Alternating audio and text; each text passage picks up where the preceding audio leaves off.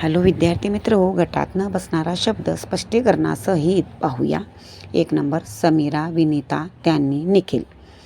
पहा, गटात न बसणारा शब्द आहे त्यांनी, कारण हे सर्वनाम आहे आणि इतर सर्व नामे आहेत. 2 नंबर पहा, मी सातपुते, त्यांनी, तिला. पहा, सातपुते हे गटात न बसणारा शब्द आहे, कारण ते विशेष नाम आहे आणि इतर सर्व सर्वनामे आहेत.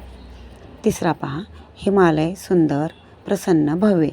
यामध्ये हिमालय हे गटात न बसणारा शब्द आहे, कारण ते विशेष नाम आहे. बाकी सर्व भाववाचक नामे आहेत. चौथा पाहूया, लिहिणे, आम्ही, गाणे, वाचणे. आम्ही हे गटात न बसणारा शब्द आहे, कारण ते सर्वनाम आहे. बाकी सर्व क्रियापदे आहेत. आहे की नाही सोपा टॉपिक?